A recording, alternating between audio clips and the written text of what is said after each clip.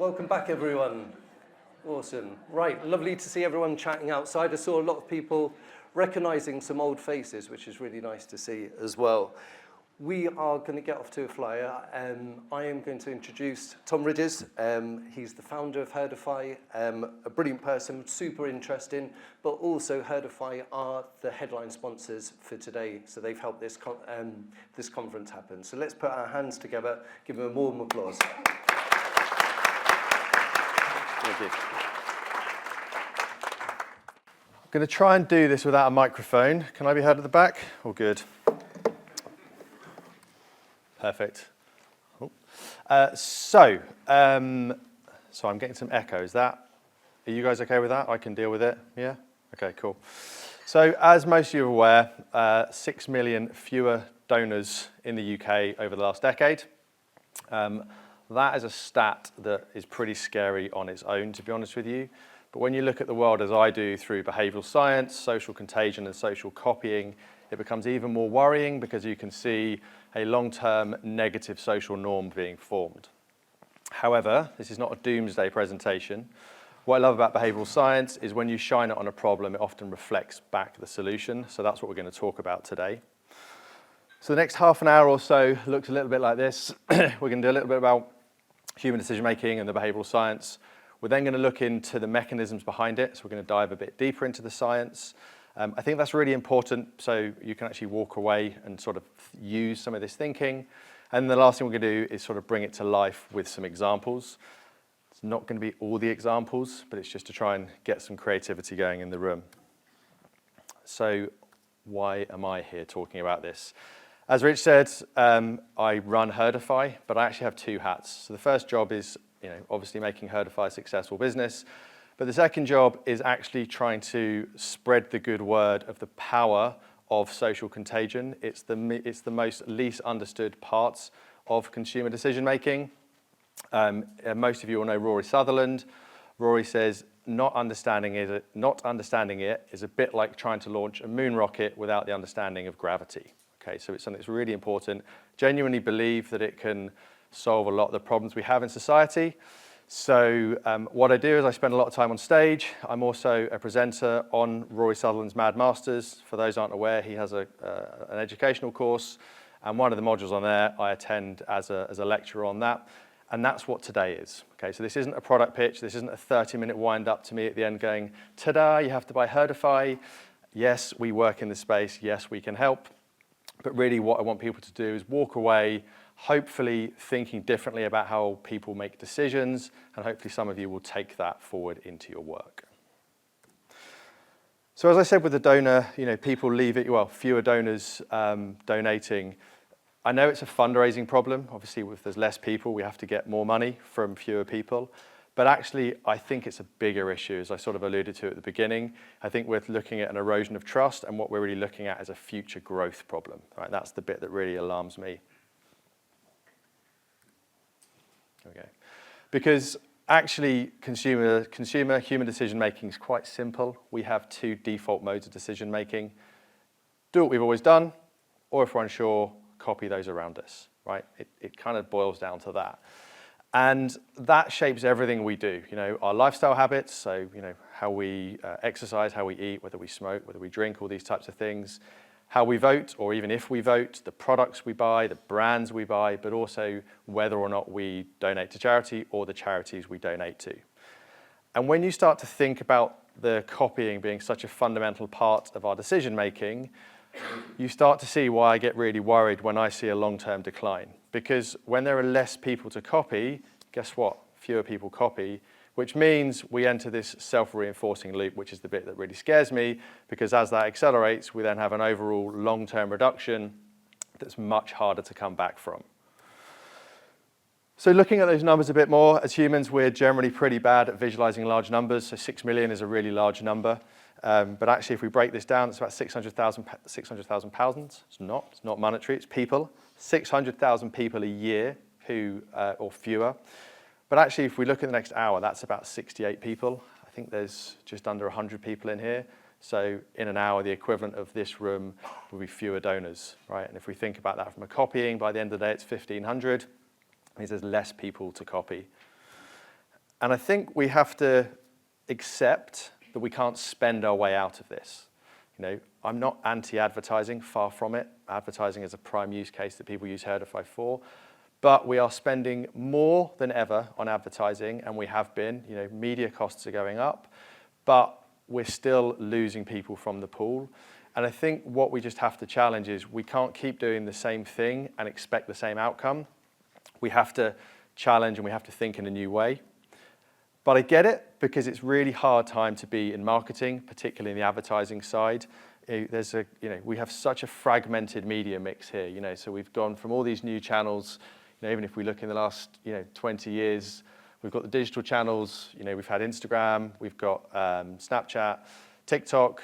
We've now got AI-based influencers, and we've now got LLM-based advertising. So ChatGPT is bringing in ads, right? So it becomes really hard just to keep up with all the different ways that we can talk to potential donors.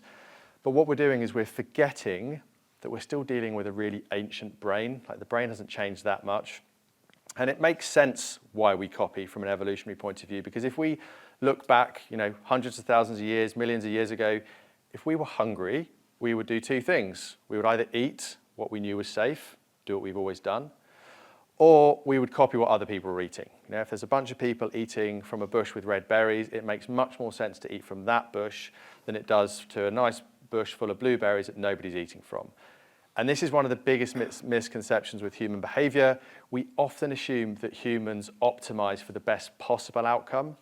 We actually optimize for the least worst outcome.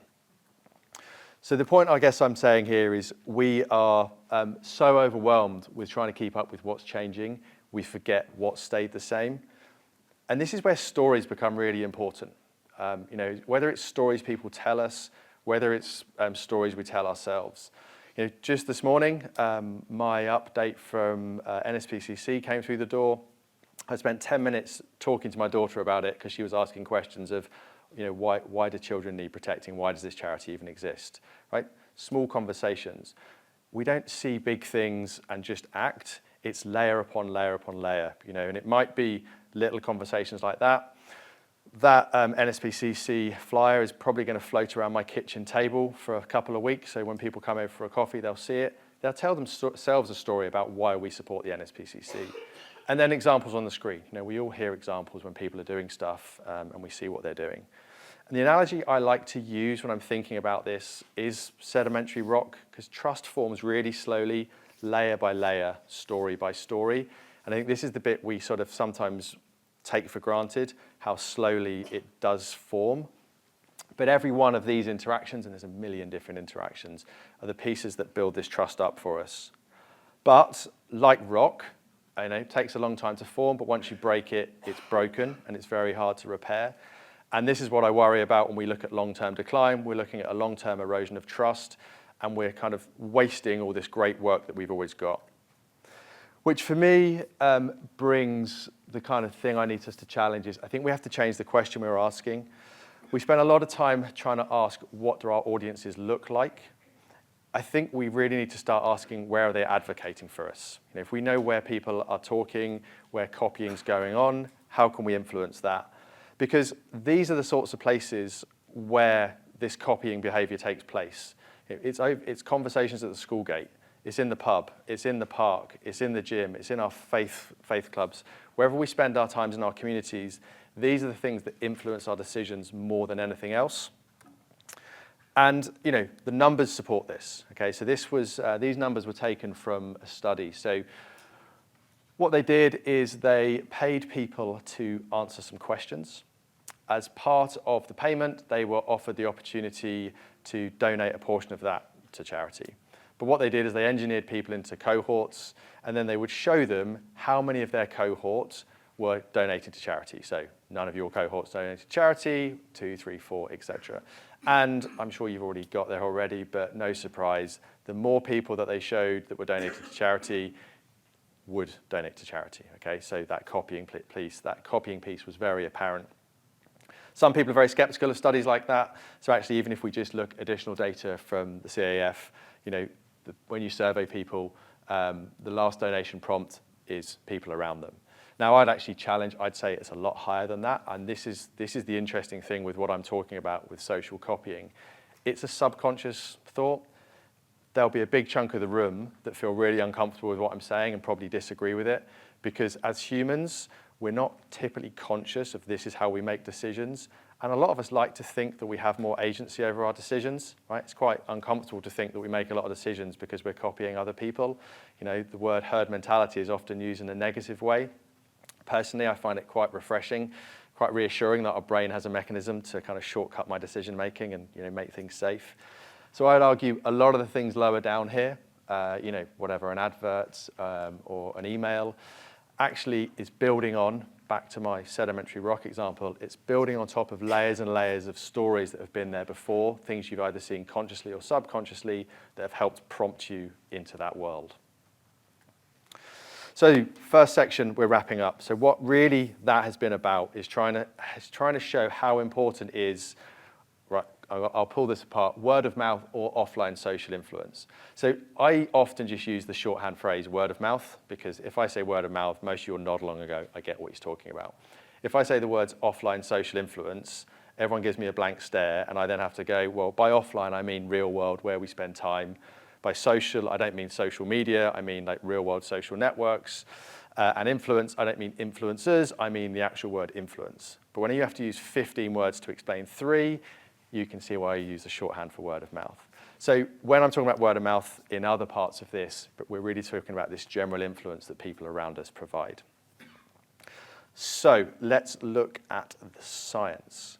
And as I said, the reason the science is really important, because a lot of what I said is common sense, but it doesn't make it very easy to do anything with. It's like, okay, great, Tom, people copy people, great, and we go back to our day jobs.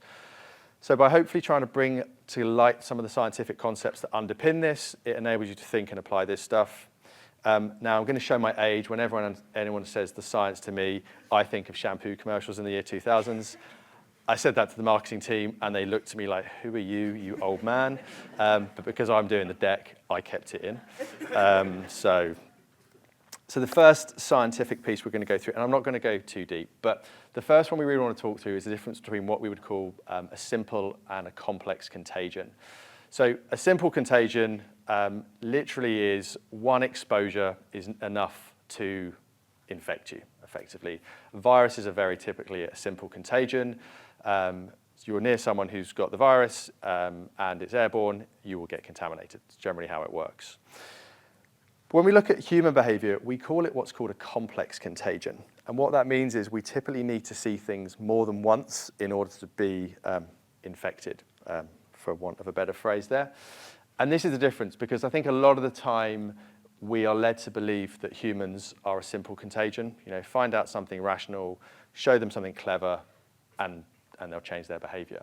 But it's not, right? We are a species that requires complex contagion, and I'm going to go a bit deeper into that.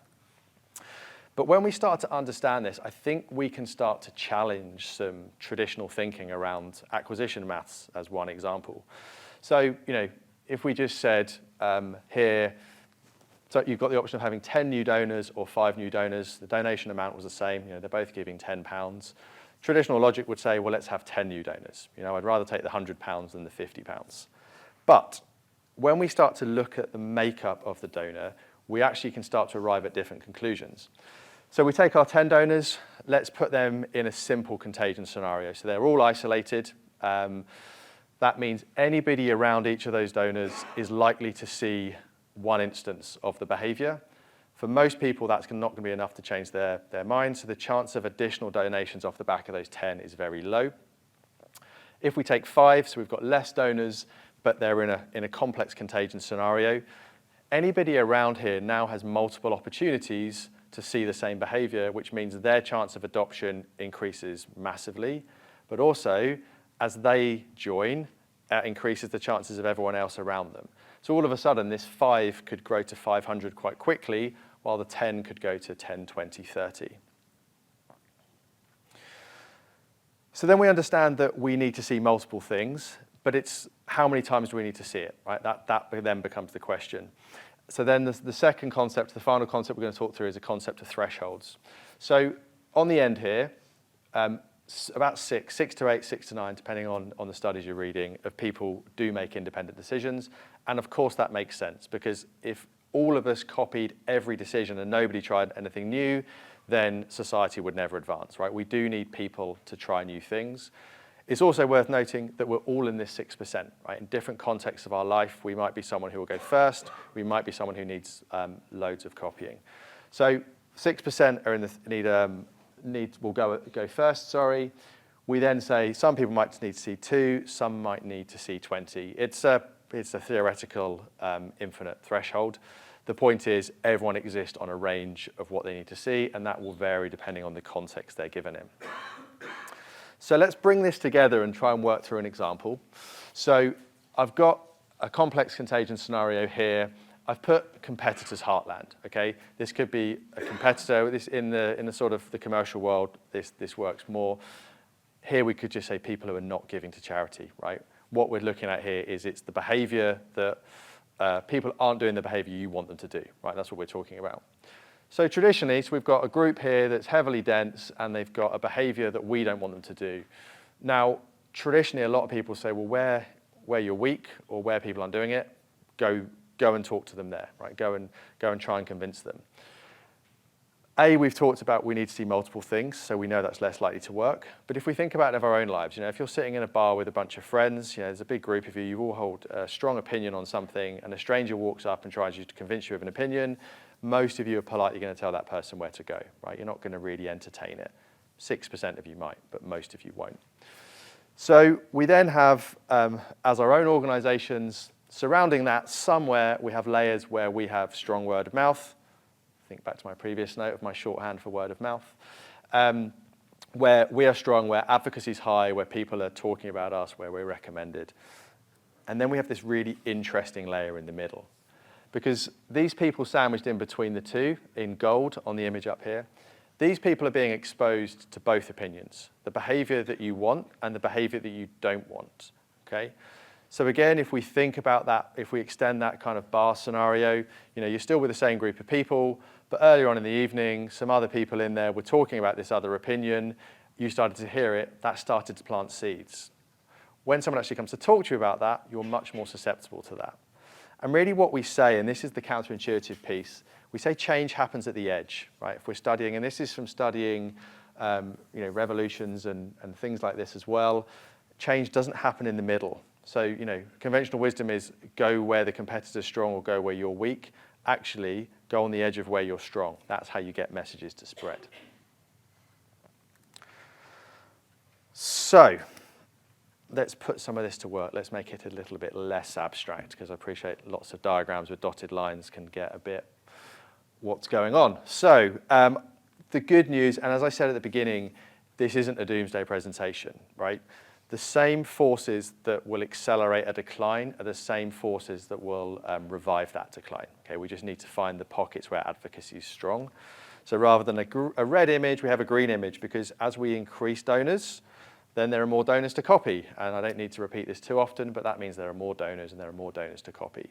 So when we look at the national picture, it can be quite harrowing, to be honest with you, at that rate. But actually, if we can find the pockets where advocacy is strong, and we can work with that, if we can lean into this copying behavior, then actually we can start to reverse that decline. And again, I think it starts asking us to change some of the questions. So rather than just thinking purely about reach, we think about is where giving is socially reinforced already. Rather than thinking is who is likely to donate, let's think where giving can spread. And rather than what messages should we send, let's try and understand what people are already talking about, what's already part of the conversation. So let's walk into this, how this might work in a bit more detail. So I'm going to firstly walk through at a sort of funnel-ish sort of level, and then we'll give some examples. So the first is how this copying and how this peer influence influences how we discover new products. So has anyone here ever had a friend or a family member say they're going to buy a new car, and then you've seen that car driving around everywhere? Okay, seeing some nodding heads. So that's something called the Baader-Meinhof phenomenon. I simplify it to the red mini effect, because otherwise it's a bit of a mouthful. But the point being there is when someone says to me they're buying a new red mini and I see them everywhere, there are no more new red minis on the road. That's an unfiltering in our brains, right? If our brain made us aware of everything, we'd be exhausted before breakfast, okay? So it has to filter. So therefore, we have this chicken and egg scenario because we can't discover things until we know about it, okay? Now, you can absolutely brute force that. If BMW decided to drive 1,000 red minis up Marlow High Street, I'm going to take notice, okay? So these things work. And this is where advertising has particularly played heavily. Let's brute force where we're weak. But actually, it's more a kind of smarter play is to say, well, where are these conversations happening that you've already been unfiltered? And therefore, you maybe don't need to drive 1,000 minis up the high street. You can maybe get away with 5 or 10, right? So it allows us to be a bit more strategic with how people discover the brand. So then it comes to activation. So a lot of what I've talked about over the last sort of 15, 20 minutes has really been about acquisition, about how we find things. But acquisition is also really messy. You know, consumers, people, you know, us as humans, we're not just sitting there looking at what we can do with our time. We're trying to get to work. We're trying to get the kids to school. Dishwashers playing up, you know, problem after problem. We're very busy. So even when you hear about things, and you know, we've just had a huge spike of conversations after the London Marathon, like we forget, right? People forget, real life takes over. But these networks, this complex contagion, these multiple links, they provide reinforcement. Because if you hear something one time, you remember it and it drops off. Once you've heard it 5 times, it's more persistent. So what that means is when we're looking to acquire people, where these kind of complex contagion networks exist, you're more likely to be top of mind, you're more likely to have success with acquiring them. And that also then plays into retention. Just like we're more likely to copy people with behavior will start, it's the same with behavior will stop. You know, if everyone around you is exhibiting a certain behavior, you're less likely to stop that. When we think of that threshold model I showed you, you know, the people have a threshold of 1 in any given scenario, then they're a bit sort of all over the shop. They'll be the magpie in that area. So they'll go somewhere else and they'll go to somewhere else. But the people who have a threshold of 8 or 9, they're your linchpins, right? They are going to hold together these groups. So actually, the tighter we can make these groups, the bigger that we make these groups, means people are likely to stay with us for longer. They're likely to bring in more people, and they're not going to churn. Okay, so it helps across the life cycle. So let's look at a few examples. So face-to-face fundraising. This is some work that we've done. I think this was with Centrepoint. But if I gave you 2 doors that you could knock on, one door they answered it and were like, yeah, what do you do? Tell me more. Okay, and they looked thoroughly bored. Or a door that said, oh, do you know what? I keep hearing about you guys everywhere. Right? Hopefully most of you would not want the challenging door and you'd want the kind of easier one to knock down. But that's really what this was doing. We looked at their data, and when they could identify where word of mouth was strong, that knocking on those doors meant people were, we had a 120% increase in donations. Okay, so reinforcing what we're doing, people are busy. A lot of these people were probably already going to donate, back to we're all busy. And it was just trying to find people who are primed because of the environment around them. Corporate sponsorships, I think, is a really interesting angle. So the first corporate sponsorship conversation I had, which sort of opened my eyes to this, was with West Ham. Takes me a minute, I'm not a football fan, so the football club names don't come top of mind. But they said to me, the problem is with corporate sponsorship is that everyone's battling for the same sponsors. You've got tier 1 clubs battling for tier 1 sponsors, tier 2 clubs battling for 2-tier sponsors. And they were trying to have a more data-led conversation. How do we value our audience? And if you can understand your audience, their behavior, and how they relate to each other, these sort of things enable you to have a much more data-led conversation with a regional supplier. Hey, look, we know that we've got strong pockets of word of mouth where your brand's strong, therefore the audience is going to listen, and whatever data you've got to support that. All of a sudden, you're going to corporate sponsorship conversations with a better argument to help convince them the value that you're going to bring if they partner with you. Mass participation events. Again, we've worked here, but this isn't just about what we do. Fundamentally, the thing with mass participation events is how do you make people feel connected as part of the experience? It's not about referrals, it's like how do you make people feel connected throughout the entire duration? This was some work we did with Comic Relief, and And what's really interesting with there is, a lot of people think some of this stuff is just for niche charities. I don't think anybody isn't aware of when Red Nose Day is happening. It's not an awareness issue. But again, people in their communities understand when people are joining and they're going to do the Sports Relief Mile, but actually they just need a nudge, right? So it's about finding that nudge. And it's similar. It's something I'm talking to. I keep talking to the gym industry, saying they need to think about this. Like, a lot of gyms will offer you a discount for joining with a friend, and I'm like, you're missing the point, because actually what you want to do is you want to incentivize people training together. And if you said, right, if you and your friend go to the gym twice a week, every week, we'll both give you 5%. All of a sudden, we've created some form of connectivity. So when you're thinking about running mass participation events, incentivizing signing up is good, but think about how you can incentivize people, maybe training together for it, right? Because if people are training together and they're working together, are they more likely to turn up? Probably, right? Things to think about. Community engagement. This one I found really interesting. So I'm not sure if Simon's in the room, but I spent some time with Kent, Surrey and Sussex Air Ambulance, walking through use cases of how they could think differently about this. And the one that really stuck with me after that day was an aircraft can land anywhere during daylight, anywhere they can survey and they can see, and that makes sense. But at night time, they can only use pre-approved landing sites, right? They need to have places that have been surveyed, that the aircraft is not going to hit any obstructions. So in the event of an incident, what they have to do is they have to find their first pre-approved landing site, and then they take a backup landing site. Because sometimes they'll get to their first landing site that's been pre-approved and there'll be an event going on. Okay, there'll be a fate or whatever it might be. They didn't know about it. They then have to divert to their secondary landing site. Now, for every minute that they're not on site, the health outcome for the patient becomes a lot worse, right? So it's really important for them to understand which of these sites are in use. For KSS alone, there's, I think, a few thousand landing sites. So for the 20-odd air ambulances, there's tens of thousands of landing sites across the UK that are pre-approved.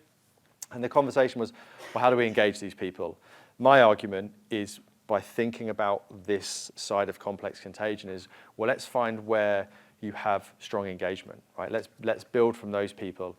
And that's not necessarily volume, right? You might have somewhere that just has lots of donations, but actually we're trying to find where advocacy is high, not where volume's high. And then we use that, we get these people to own their landing sites. Like, how great is that if we can get communities to own their landing sites? And then we use those good news stories to spread it at the edges, right? Rather than going somewhere where we're really cold, back to that example I gave. Two more. So mobile assets. This is one I am banging on to Ocado about, deaf ears at the moment. Ocado, like a lot of brands, spend millions on advertising, and I'm arguing they've got one of the biggest mobile advertising fleets out there. If you come to my house, there's about 7 or 8 routes that you can get there from the local town that all will cost you no more in petrol and no more in time.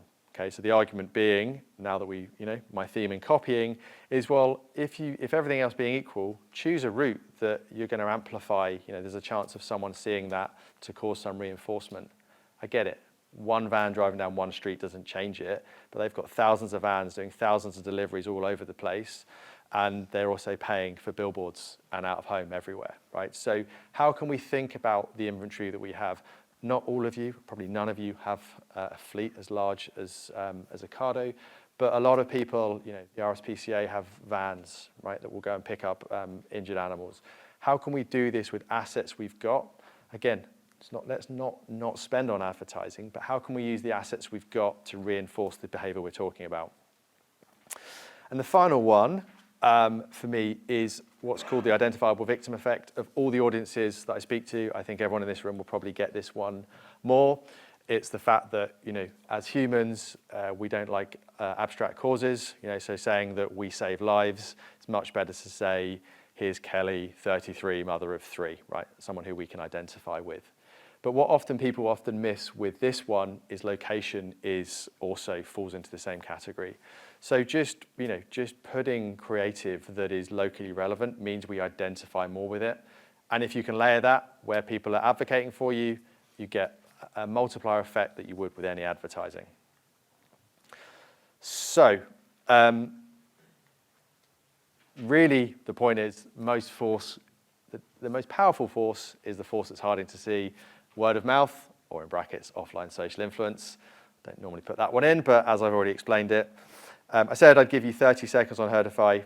This is what we do. We identify where this stuff clusters. But you don't have to use us for that, right? That's just the piece. I think you get the slides anyway. If you are interested in Herdify, we do run sort of semi-regular sort of broadcasts where you can just come along with a cup of tea and listen to what we do. It means if you don't want to speak to a salesperson, you can just listen to what the salespeople talk about. But really, in terms of the summary for me today, is if we can all think less about the individual motivations of our donors and think more about the collective influence of others. I'm not advocating to not consider the individual lens, right? That would be ludicrous. There's so many behavioral traits of the individual that are so important. But the point being is most of our thinking is trying to build causal relationships between individual behavior. You know, they scratched their ear and jumped up and down on one foot. What did that mean? How do we find more people that do that? We absolutely need to think of the individual, but the thing that most people miss is they don't think about the influence of others.